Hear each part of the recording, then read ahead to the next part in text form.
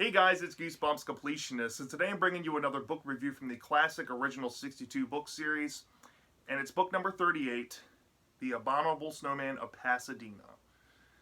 Now, my history with this book is kind of weird. I do remember reading this book maybe once or twice as a kid, but I don't really remember thinking this book was all that special, you know.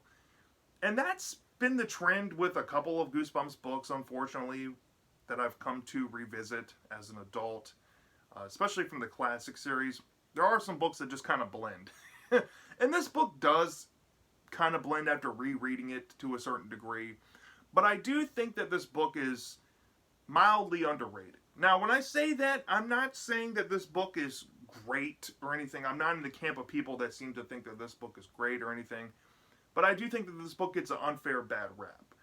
What I mean by that is, I know a lot of you out there, especially if you're in the Discord or especially if you've contributed tier lists to this project I've been working on for a communal original 62 tier list, there's a good amount of people that put this book in the lower area of the series. They'll put it in like the D tier, maybe lower C tier. And I've seen some people put it in the F tier. I don't think that that's the case. I think that this book is kind of middle of the road, but nothing too terrible, right? I don't think it's deserving of that reputation. Now, there are some people out there that think this is one of the best books in the series. Nah, I don't think that either. But for what this book is, this might as well be one of the example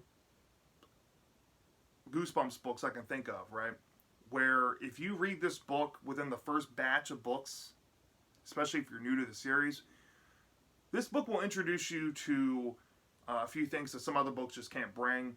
And for that, I would definitely give this book a recommend, because this book does have its high points, it does have its good moments, but it also has its befuddling things, and we'll get into that near the end of the video. But it does get a recommendation off the bat from me.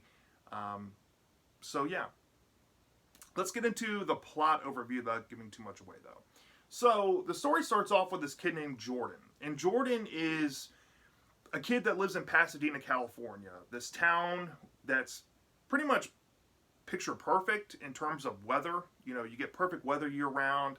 But the problem is that in the wintertime, when everybody else around the country gets to, well, it seems like everybody else to Jordan, that gets to experience snow, or hears some transplant kids that moved into town that talk about snow, bring it up, he gets upset because he's never experienced snow in his life.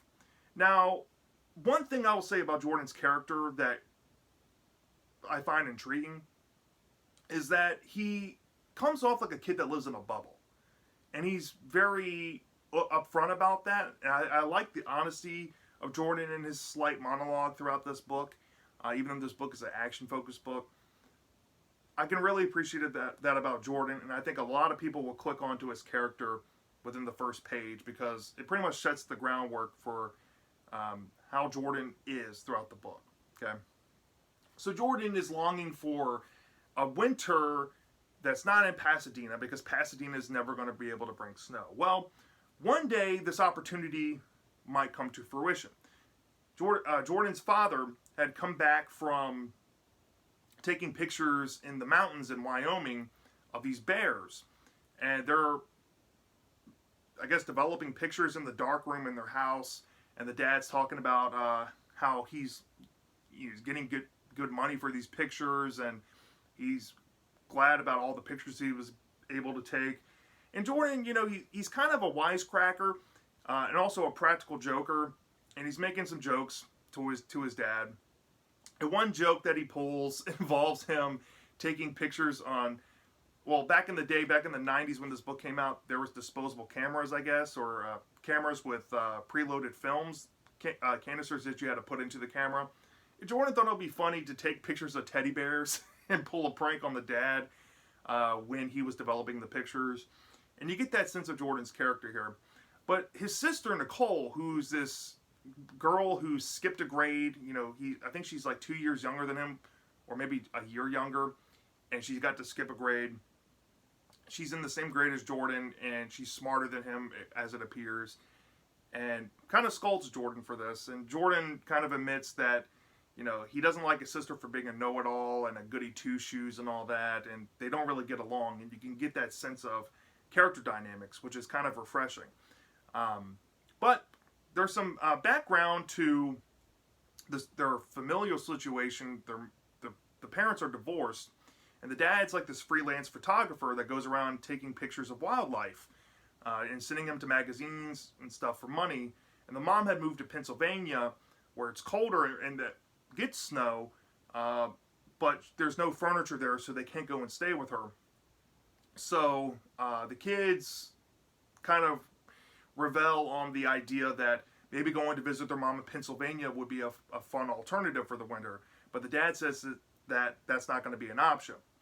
Now, the kids were babysat by this babysitter on this previous expedition of their father, and they didn't like staying at home in Pasadena while the dad gets to go off and go adventuring. And Jordan really doesn't like the babysitter that the dad had to choose. And it kind of comes together when the kids decide to go outside and leave the dad so he can finish developing his pictures and stuff. And they're talking with these kids about, how it's so hot outside. I think one girl's name is Lauren. It's Nicole's friend. And these two other kids known as the Millers who come around and try to prank Jordan and his sister with like great popsicles and water guns for some reason. And it's just a bunch of filler stuff that happens there. But the kids are all miserable in the winter, right? Well, Jordan and his sister get called back by the dad, and the dad has some great news, and that he's been called up to go to Alaska for a week to basically find the mythical Abominable Snowman and take pictures of it for this magazine. Now, instead of leaving them behind in Pasadena this time, he's going to be bringing them with them instead. And the kids are all excited. They get to finally experience snow for the first time in their life and finally have a wintertime adventure that they've always wanted. So after that reveal, they end up on a plane and they end up in this small, pretty much isolated place in Alaska. And they're told that they're going to have this guide that's going to pretty much pick them up, and it's going to take them on a sled of dogs and take them through where they need to go to this cabin, which is a few miles away. And when they arrive, the guy's name is Arthur. And Arthur is upset with Jordan's dad for not telling him that there's going to be kids involved and there's some type of miscommunication. But off the bat, there's a sense of conflict between Arthur and Jordan's father. Well, the kids are hungry, so they decide to stop at a diner first. They eat some food, and they overhear Arthur telling about local legends that he's heard about the Abominable Snowman after he was questioned by Jordan's dad and Jordan and Nicole about if he's ever seen the snowman himself. And he said he has never seen it, but he does believe in the legends, and this should be taken seriously. And that kind of sets this foreboding tone for these, this family going off into the unknown in Alaska, right? So they leave the diner and they have to make this 10-mile trek to this cabin of sorts. And the kids are mesmerized by how cold it is outside and how snowy it can be. And on this journey, Jordan gets into a playful mood, but ends up falling into this icy crevice. And there's a close call where he falls deep down, and if nobody was around, they would have never found him. But he manages to get out, mildly unharmed. And the dad's kind of shaken up and says, we need to stay close. Okay? So they continue on with the journey, but they see that these animals are getting deterred by something nearby. Right? And this is kind of upsetting Arthur slowly. He kind of believes in the legends, but he's never seen them, but he takes them seriously. And he gets this idea that it's not going to be a good idea to do this trip. And he keeps trying to tell the father that it's not a good idea, but father's like, it is what it is. He's here to make money trying to find the snowman to take pictures of him. So they end up finding this cabin that was abandoned. Supposedly, according to the legend, this cabin was inhabited by some what they call mushers in the story, which I'm assuming are like sled guides. And it was abandoned, and it's associated with a couple of mushers that disappeared after seeing the snowman and stuff and all that. And I don't want to spoil the legend because I want you to read it. So they end up staying there, and they eat some food for the night, and they have to get some shut-eye so they can have, a head start in the morning to catch, good daytime hours. Well, early in the morning, the group gets up, and they go out to greet the dogs, but they see these tracks in the snow, and Arthur, the guide, is freaked out by this, but Jordan kind of reveals with his laughter that it was him that made these tracks. And this upsets Arthur, which drives a wedge between Arthur and the family even more going out that day. And Arthur is kind of in a bad mood. And as they head up to this area that supposedly the snowman was spotted at, the dogs stop moving and grow uncomfortable and don't want to go any further.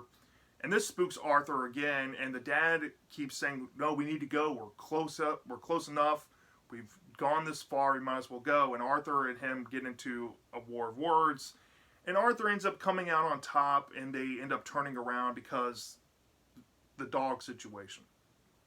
So they head back to the cabin, and they eat some dinner, and everybody's mad at each other, and the kids have to go to bed early, and pretty much the trip so far has just been really hostile.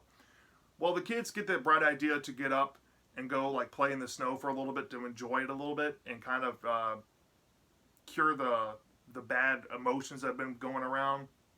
But when they get up, they spot that Arthur has pretty much packed up 3 out of the 4 dogs and all the food and has headed back towards town and abandoned them there. And the kids desperately try to flag Arthur down, to no avail, and they end up getting lost. And while they're lost, they end up finding themselves down in this crevice. And while in the crevice, an avalanche happens. And the avalanche knocks them into this cave of sorts. And in this cave, the two discover that the Abominable Snowman of legend is actually real. But he's encased in a block of ice. And the kids are mesmerized, and they're like, we got to find a way out. We got to go tell Dad it's real. He can come over here and take pictures of it. I mean, this is groundbreaking stuff. But the snowman breaks out of the block of ice and pretty much captures Jordan and Nicole and takes them out of the cave and heads down towards the area of the cabin. After the kids have try to like barter with him and give him some like trail mix that he seems to be, hungry for. And the snowman hears a dog barking off in the distance, which means that they must be close to the cabin. And he gets spooked and drops the kids, and they break for it. But after a certain point, the snowman just disappears. And they find themselves back at the cabin, and the dad is shocked that the kids have been gone. He thought that they had just been sleeping. Because he just got woken up by the time they got back. And the kids are basically telling them what happened with Arthur and how he just left them there. But they found the snowman. And the dad's like, you guys keep yanking my chain. I don't know if I can believe you. And Nicole is kind of like the voice of reason. What she says is normally believable to the dad, so he goes along with it. And they take the dog, and they head out to this location. They follow these tracks, and they find some footprints that kind of match up with the snowman, and they end up back in the cave system.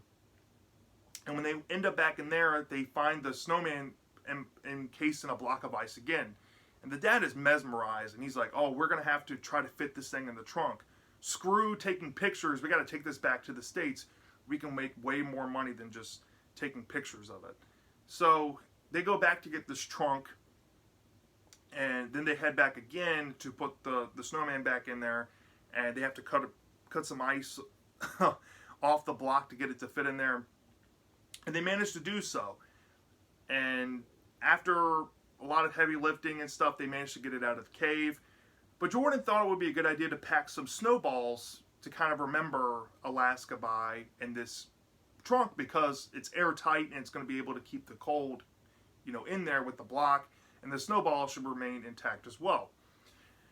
Now comes the final act of the story. They end up back in Pasadena, and the father has put the snowman inside of the chest in the dark room downstairs, has turned on the AC, has put some ice down there to keep it cold.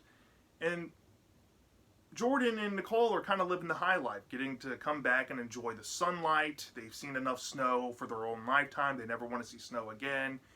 And they know that they have the discovery of a lifetime hidden in their basement, essentially. Well, Lauren, the friend of Nicole, comes and is hanging out with them and talking about it, about their time in Alaska. And Jordan and Nicole spill the beans that they actually did find the Abominable Snowman while in Alaska. The father had gone out to do something, so the kids thought it would be a fun idea to go down into the dark room and show Lauren what they found. And while in the dark room, Lauren gets to experience the snowman inside of the chest. And they see these snowballs, and they pull out the snowballs, and like, hey, let's go outside and maybe mess around with these. And the first snowball hits a tree, and they notice that when it hits the tree becomes frozen in a block of ice, and the snow seems to be spreading across the lawn. And something seems to be off about the snowballs, and Jordan gets kind of panicky, and Nicole's like, something's not right here. But Lauren's like, well, this is fun, and she pelts Nicole with the snowball, which turns her into a block of ice. And this makes Jordan panicked, right? And Jordan now has to think of a way to save Nicole before the dad gets home, and the snow keeps spreading, and he has no option other than to essentially try to defrost his sister in hopes that it works. But everything they try does not work. Not even the 100-degree weather outside. They try to put her in front of an oven, a stove, a heater, a furnace. None of it works. So Jordan's last-ditch effort is to pretty much try to reawaken the Abominable Snowman inside of the chest. So he grabs some trail mix, trying to bait the snowman to come out. And eventually he does break out. And Lauren's like, he's alive and all this. And the snowman seems kind of mad at first. But Jordan remembered something that he did when they were in Alaska. When he held them, the snow on their bodies seemed to melt away. So he thinks that maybe the snowman can also melt the snow. And something may or may not happen with the snowman involving that. Maybe Nicole gets taken out of the block of ice. Maybe the yard situation that happened with the first snowball gets cleared up. And maybe something happens to the snowman. Either he stays or runs off. I'm not going to tell you. I'll keep it vague. But after that, Jordan gets this bright idea to essentially try to bury the rest of the snowballs in hopes that nobody stumbles across from them, because these snowballs apparently are magic, and in the wrong hands, they can turn Pasadena into this wintry place, which is not what they want to have in a place like Pasadena. So he buries them off in a vacant lot nearby the Miller's house, which are the home of the annoying twins from the first act. And he heads home and tries to think of a way to tell the dad the bad news. And the dad seems to be taking it fine. He's kind of upset, but at least he has the pictures to go back to for evidence and stuff, because something may or may not happen to the snowman. But there's a twist involved with the photographs that's kind of wonky. And it kind of makes the story feel like all for nothing a little bit. And then the final twist involves the snowballs that he buried, and how somebody perhaps maybe came across them, and there might be a world of hurt to be coming for Pasadena. And that's essentially the Abominable Snowman of Pasadena. So let's start off with the positives with the book. I think Jordan was a fine enough protagonist. I think he had enough monologue there to carry me through the story with his character. I do like the fact that he's pretty much open about being a sheltered kid and how he doesn't have much life experience. And this whole book is essentially a big metaphor about discovery, even down to how they discover the Abominable Snowman. I think Jordan kind of comes around with him and his sister. It's not the best thing ever, but I do see some character progression where he grows kind of protective over his sister through the experiences he had in Alaska. As before, he might have not have done what he would have done in the final act of the book. So I think Jordan has a distinct character arc. It's not the greatest thing or most fleshed out thing ever, but it is there. And yeah, I like the way that was done in the book.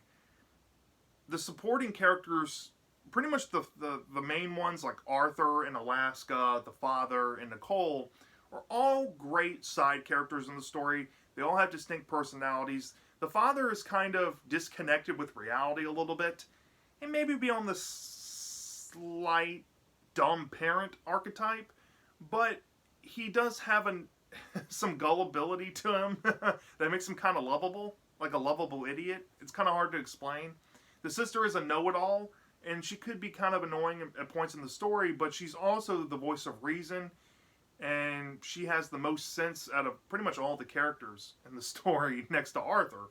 And Arthur is an intriguing character because he puts some tension between him and the father, and I don't know, like, there's potential with this character I felt that kind of got swept under the rug, but for the most part, while he was in the story, he served as good tension.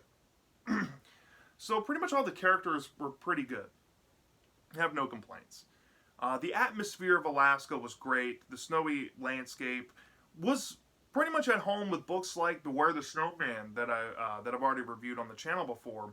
I wouldn't say that it's as well told in this book than that book. I think that book had a way better prowess in terms of setting up his atmosphere and had better writing. But this book had a solid atmosphere to back. It seemed isolated. It seemed kind of scary. And that kind of goes into how the plot unfolded in the story. It was very action-focused, and the action was pretty much let off the gas after Chapter 4 throughout the middle portion of the book. It had a solid pace, solid build. I have nothing else to say about the atmosphere and like the pacing of the book. And the monster, the Abominable Snowman monster, is pretty much an urban legend monster, or maybe like a cryptid monster that everybody knows about. He's akin to something like Bigfoot. He's very mythological.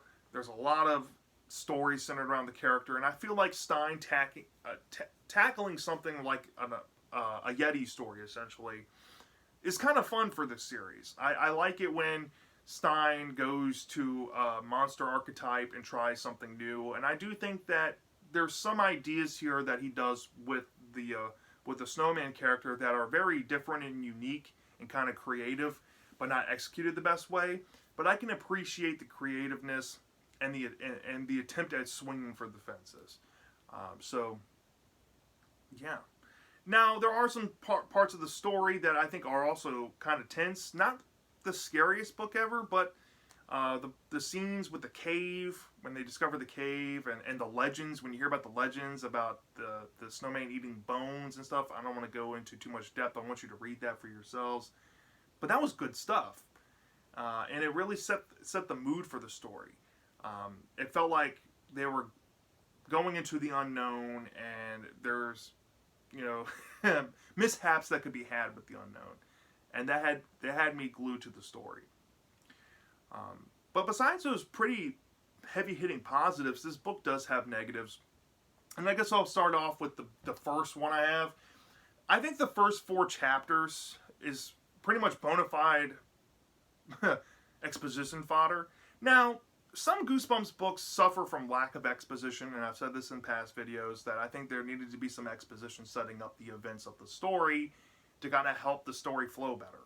But in the case of this book, I feel like the first 4 chapters really serve nothing to the actual meat of the story other than setting up 2 things. why they go to Alaska, and why the father has trouble trusting Jordan because he has a habit of pranking.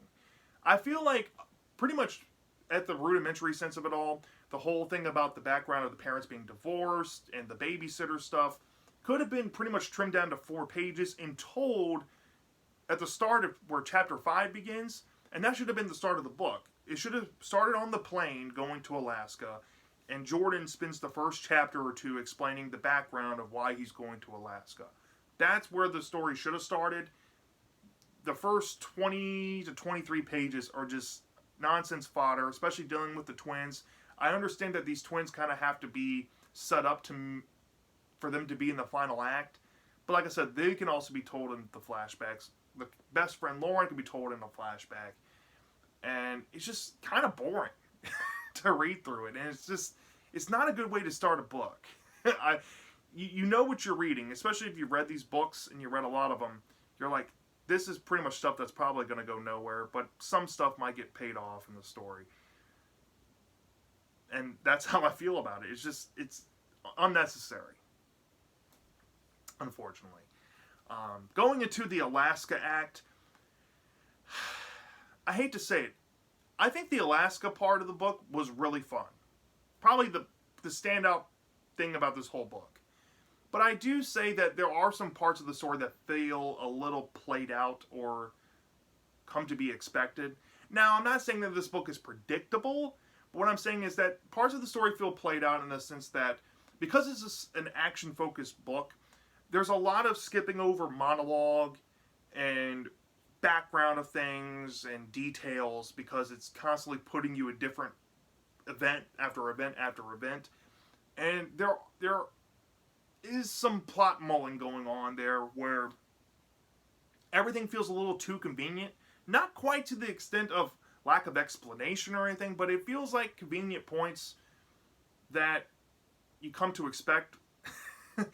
And it just hits those points at parts of the book, and some of the things that happen to the characters feel a little too easy for the situations they're put in.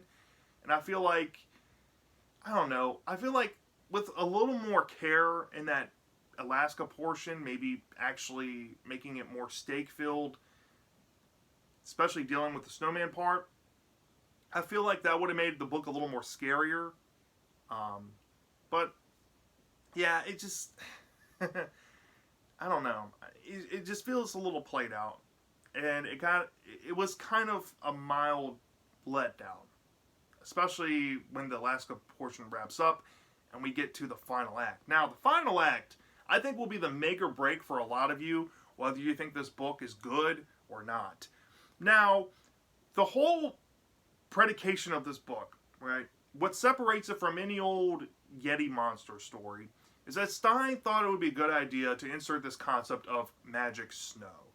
Now, that part of the story is recontextualized after they leave Alaska, after they pack the Yeti monster into the trunk and put the snowballs into the trunk.